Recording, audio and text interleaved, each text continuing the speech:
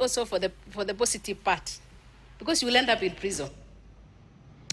Na mpango wa ufadhili wa masomo katika eneo bunge la Sigora umeibuka kuwa nyenzo muhimu katika vita dhidi ya ukeketaji, ndoa za mapema na kumaliza ujinga, huku viongozi na wakazi wakisifu mchango wake katika kuwezesha wasichana kuendelea na masomo yao. Wakizungumza wakati wa uzinduzi wa shilingi milioni 63 za ufadhili wa masomo katika shule ya sekondari ya Canaan Price Tamkal kwa wanafunzi wenye uhitaji, wakazi na viongozi walisema kwamba mpango huo umebadili maisha ya familia nyingi, ambapo umaskini ulikuwa ukiwasukuma wasichana kuolewa mapema.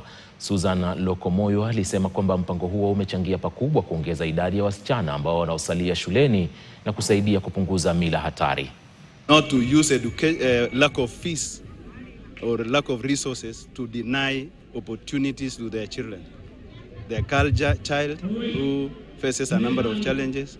To avoid dropouts, we continue working with the school administration and the government so that we can take our children to school. Of course, the university education with the university funding model.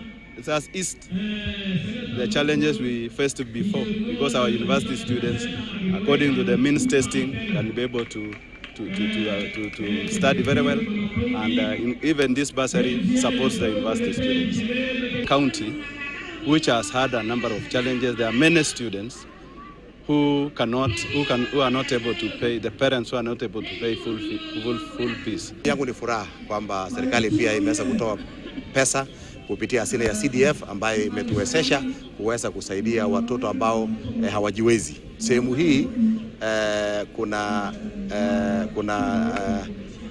matatizo mingi, hasa watu mambo ya karo, wazazi wengi hawawezi kumudu mambo ya karo. Tuchukue nafasi hii ili tuweze kusoma, kwenda shuleni bila kukosa, ili ile basari imepeana kwa shule zetu zisiende hasara. Na mnaendelea kutazama taarifa za